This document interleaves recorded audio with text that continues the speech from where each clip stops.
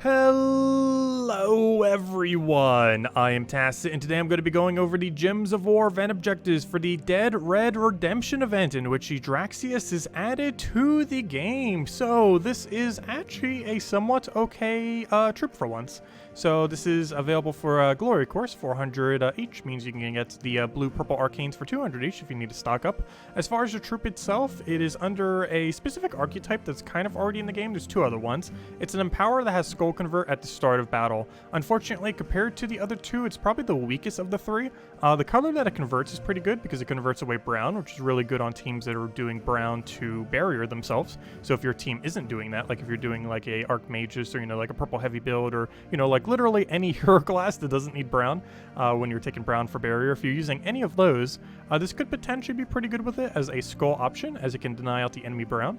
It also gets the Curse and Death Mark all dwarves. However, this is so situationally useful that it is basically never going to do anything. In comparison, there are already ways to do this with like yellow to skull while getting attack, and green to skull while getting life to your first ally.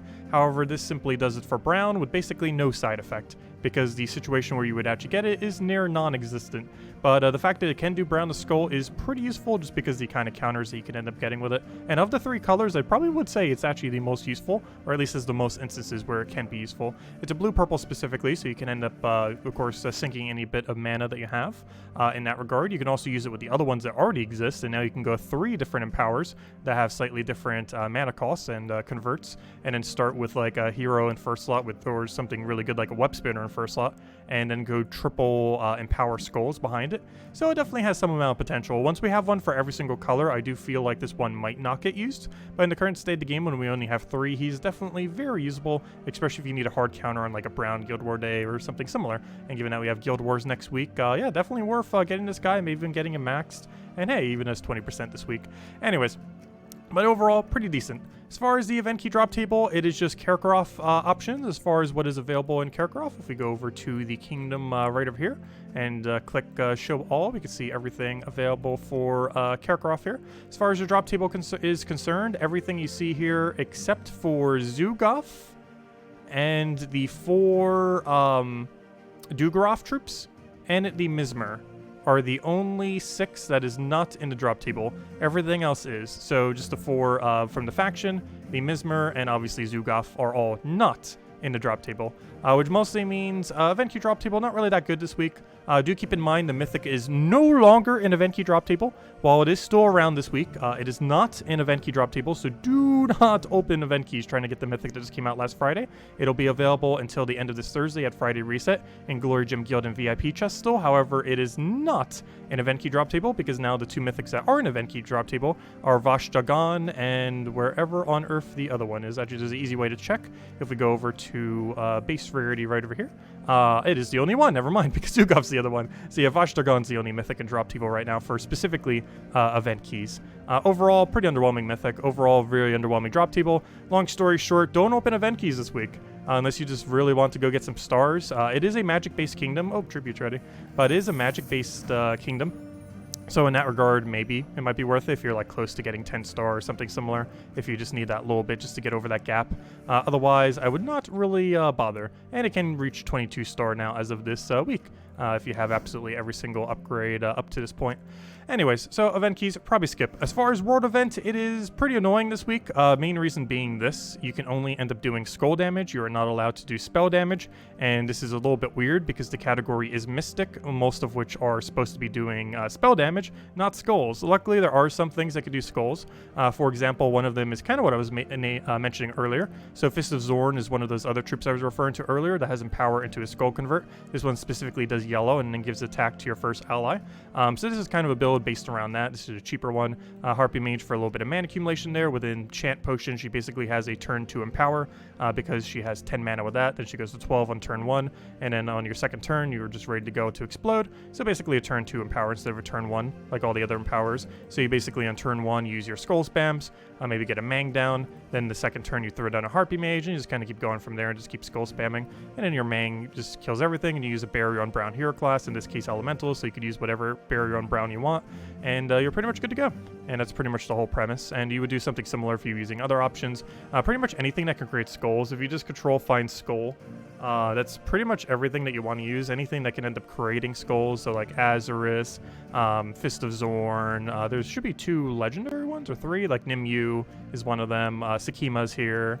And basically anything that can end up generating any amount of skulls is what you mostly want to be prioritizing, which isn't that many. The Draxxius, obviously, that was just added. Actually, that might be all of them. That might be like the only 5, unless some of them do it in like a really weird way.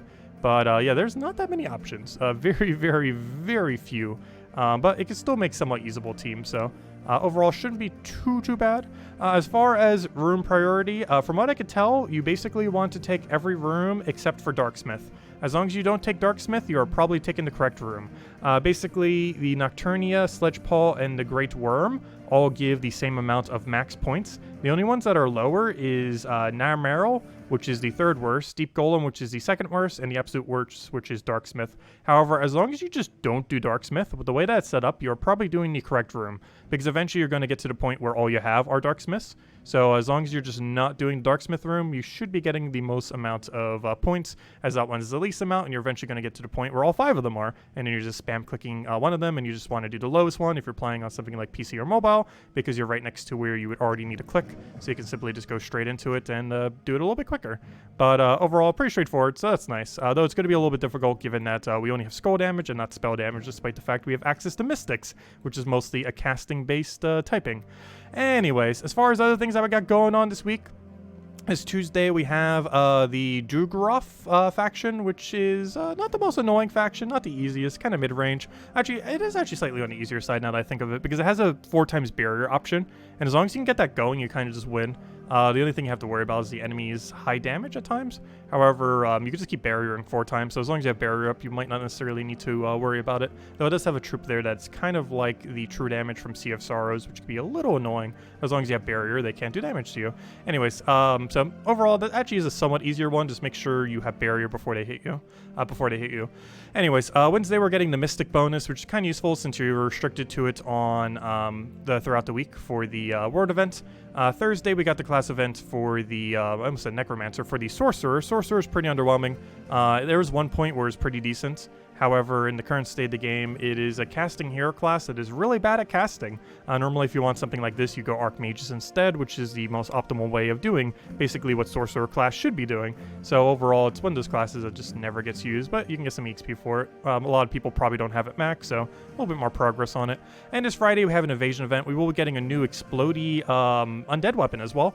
Basically, one of those standard 14 mana cost summon, do a bunch of positive stats effects to undead kind of weapons, or, you know, specifically for the typing of undead. We've been getting a lot of those weapons lately, which are kind of good because the more we have, the more versatile we could be for mana accumulation. So it's always great to see more additions. Overall, it seems like a kind of average one, but they all can be useful to some degree. But overall, undead's a pretty underwhelming typing. It doesn't really do enough like for its extra effects to really justify it compared to some of the other ones like Aberral Crystal and similar related options, or even just Essence of Evil and just the basic ones at that point. But still a good idea to go get it this Friday. And aside from that, we do have something happening on Saturday. So 2020, almost said Halloween, 2020 Christmas pet. The holiday pet is going to be around this Saturday, so if you didn't get the elf on a shelf, or shelf on an elf, I mean, the other way around, the play on words. It's literally a shelf on top of an elf. But if you didn't get that yet from last year, or just want to get more copies, or want to get it max, that will be available again this Saturday. I believe we have the one for 2021, for this year. I believe we have that one in 3 Wednesdays from now, not this week's Wednesday, but 2 weeks from now, basically. We should be getting that pet for this year. However, the one from last year is available this Saturday, so if you didn't get it, make sure to pick it up or get more copies. So it'll be available all day on Saturday. Anyways, that's everything that we got going on in that regard. Though there is one other thing that I guess is worthy to mention. If you have been doing the entirety of the Kingdom Pass, it is actually maxable as of Thursday, if I'm not mistaken, because I haven't done today. and then that's Tuesday, and then that's Wednesday, and then boom, Thursday. But yeah, as of Thursday, you will be able to have the entirety of the Kingdom Pass done, assuming you have done all of your crowns up to this point. Don't worry if you haven't, you still have 10 days of leeway, which means you have 100 crowns of leeway. This does not end until the 19th, if I'm not mistaken, is the exact date, so you still have plenty of time if you don't have it by then. However, Thursday's the earliest if you did not buy any of these, which is currently still is not possible, and assuming you did not spend money, which is highly not advised because this is super not worth it. Though I wish they would fix this button because it is a good idea to possibly throw this down a few times if you need to cover the gap before the 19th when it ends in 13 days, 22 hours, 16 minutes. So you might want to do that. However, they still haven't fixed this button yet, so hopefully it'll do that in the next week or two. We're probably getting a patch before Christmas, so before the holidays, so that will likely fix this by then, I would assume. I would sure hope so. And hopefully that will be happening either this Tuesday or next week's Tuesday. There's a chance it happens tomorrow, so we'll find out. Though it's more realistically going to be next week's Tuesday, though there is a slight chance it's tomorrow, in which case we'll go over it then. Anyways, in other news, so there's all that, so definitely make sure to get on that, especially if you still need a lot of crowns. Anyways, as far as troops are concerned, mostly a skip week, though there's one thing that's kind of worth potentially going for, and that's Phoenicia. You probably don't see me using it much during like any of these videos that we normally cover, but if you ever catch any of our streams every day at 8 p.m. Eastern Standard Time, you probably see that we use Phoenicia literally every single day. She's really good for running dailies like adventure board, dungeons, pets, really good for a lot of those things. She doesn't save that much time, but it's enough that it accumulates to be a pretty decent amount of time saving over a long period of time. Overall, Phoenicia, I'm surprised has not fallen off yet. She has a horrifically bad traits, however she's used entirely for her really high AoE damage ability. It is actually the most amount of damage in a single cast full AoE of anything in the entire game, specifically for total amount. There is another true damage one that kind of does something similar to her. However, as far as like overall damage, she's still the highest. Really good for running Explore 5-6. She can end up running daily. She can end up running pets pretty well. I believe the world record for pets actually still uses her as well. So overall, as far as like quickest time, so pretty good utility troop to have. She's also the only mythic I believe that I have that's actually fully medaled, just because she's one of a few that gains really good value for doing so. Overall, probably worth considering if you just want to run your dailies just like a minute or a few minutes quicker. Not used for a huge amount of stuff, but it definitely adds up for total amount of savings if you're counting like months upon months or years upon years, assuming for however long she's meta. She will eventually fall off the meta and probably become a useless troop. However, at the current moment in time, and pretty much since she's released, or at least since we got in Magic like about a year ago, she's been a very viable option. Definitely not a high first priority, but something you probably want to consider within your first like 20-ish mythics.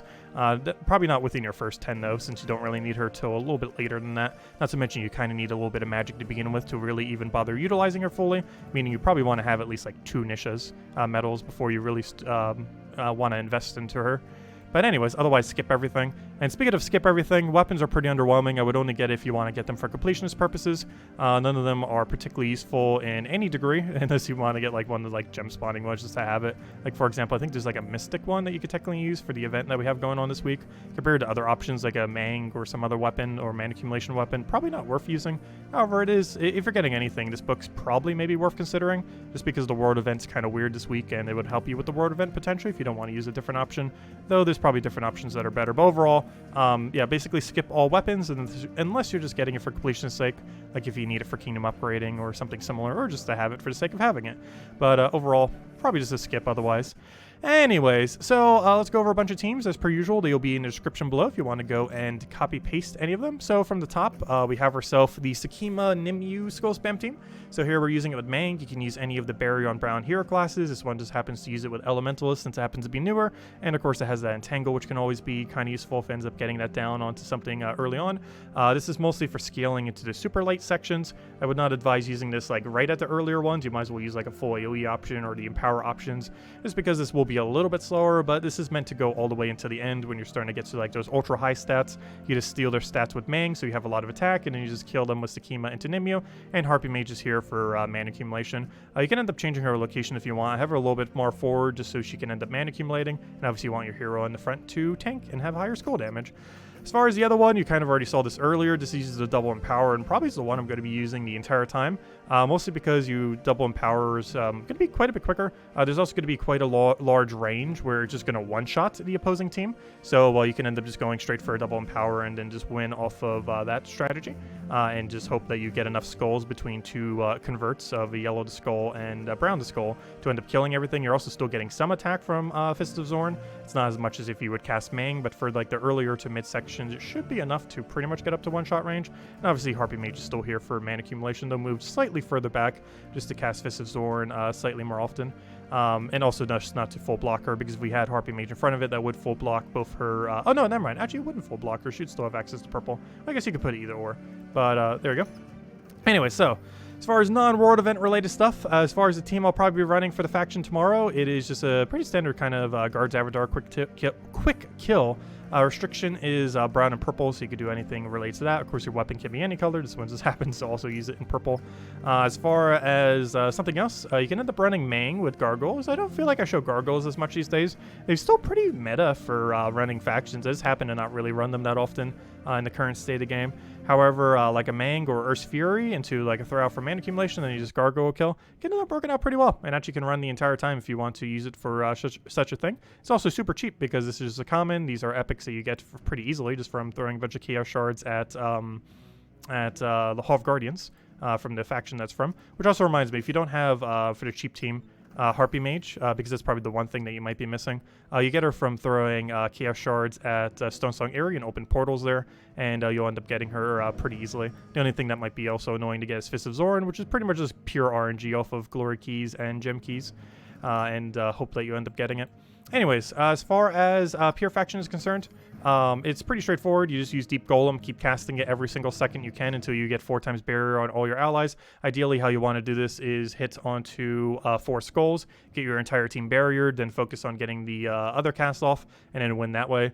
Basically, you just keep casting this. He has a really heavy true damage splash. He also has a bunch of mana accumulation. You're just going to keep spamming this until you end up winning by focusing down the biggest threats on the opposing team, and ideally hitting either second slot or third slot to do so, and hope that's the biggest threat on the opposing team, and then kind of distribute your damage from there. He also gets to stun 1,000,000,000 times whenever the enemy ends up casting any spell, because you're going to have 3 of them, basically meaning you're going to stun almost the entire enemy team after they cast twice, so that could be pretty convenient, and just really high damage and straight to their HP value as well. And Deep Boar just keeps you, or not Deep Boar, Deep Golem helps keep you alive, both between barrier to stone skin, as well as having a life gain. So basically kind of like the one that we just had last weekend, except even better. It has barrier entire team on top of it, and board control. Well, the other one technically had board control too, but no barrier. But overall, basically it's a better version of what we had last weekend for the faction event. Anyways, aside from that, we're going to have a Thursday class event for Sorcerer class, of course. As far as Sorcerer is concerned, you can just run a Black Manacle and just run a bunch of links behind it. Probably the easiest way to go, just kind of a standard Archmage's Black Manacle kind of thing, where you just feed it a ton of mana. And then you just win off of that. Just keep spamming Black Manacle. You're going to do 1 billion damage. And you're basically going to get it up in 2 turns every single time, simply by taking brown or purple. Ideally purple, since you have a +6 purple with this build. And theoretically, or sorry, +7 purple. And you can actually make it +8 if you change your banner slightly. Though it's good to have 2 at least on brown. So in case you have no other options, you can still 2 brown. Ideally, if one of them surges into a full mana, since that would still be full mana off of a +2 brown. Whereas it wouldn't be if you had a +1. Actually, would it still be? Actually, never mind. It actually would still be if you had a +1. I guess it actually would be better to go slightly into purple. Either way, ends up working. Gets the job done. Anyways. And that's pretty much everything. We also have invasions this weekend, but we'll go over that then when we get to it. Because that's pretty straightforward. It's just going to be like some kind of undead invasion. You're just going to use whatever the invasion killer is and end up killing it out that way, as invasions tend to go. Whatever the invasion slayer is, just tears apart every tower. Once you hit 4 towers, they kind of just auto win. You can literally, pretty much every invasion, you can just spam 4 of whatever the tower killer is, and you're probably going to be fine. Though normally you want to diversify into some amount of mana accumulation. But anyways, guys, that'll wrap it up for this week. Overall, 2 biggest things happening is the 2020 pet this Saturday, so definitely don't forget that. And the fact that the Kingdom Pass is technically doable this week for the first time without having to spend any additional resources to get it done. So if you've been doing all those crowns up to this point, you might finally be at a point this week where you don't need to do them anymore. Do keep in mind, if you did buy for the pass, you actually do keep getting rewards for every single 10 crowns, or sorry, every single 5 crowns that you end up getting beyond the completion. However, if you're playing free to play, Once you have all your crowns and you get that weapon all the way at the end, you could just stop because there's no additional rewards after that. So once you reach that point, you're pretty much just done, and then you don't need to worry about it for the rest of the duration. But anyways, guys, if you still have any other questions, feel free to leave in the comment section below. All teams that were done in this video or shown in this video will be in the description below as per usual. And aside from that, we'll be going over all the chapter tasks tonight. Oh yeah, that reminds me too. Something else I kind of forgot to mention, but with the chapter tasks, they did actually finally supposedly give our points, those 3 points that we're missing from that task that we were missing, or assumably they just gave us the task here. So hopefully that's fixed now. I'm actually not sure, but assumably that is. Regardless, it is now possible to get Wild Orb. We covered this a bit 2 weeks ago. The short of it is it's completely useless, especially compared to like Flask. So there you go. That's the full rundown. Especially compared to like the Centurion that we got last week. Just use that. It's way better than this weapon. This weapon is pretty underwhelming from what I've tested of it the other week. Or 2 weeks ago. So overall, even though that is technically obtainable now, not really that useful. And yeah, it's just kind of underwhelming weapon, which is kind of sad because we only end up getting the one. But of course, we'll be going over all that further tonight at 8 p.m. Eastern Standard Time, as we do every single night here on this channel, going over Gems of War. Anyways, guys, thank you as always for watching. Feel free to leave a like on the video. Helps out a lot and is greatly appreciated. And I will catch you guys soon. Hope you all have a wonderful week and a wonderful holiday. Goodbye, everyone, and thanks for watching.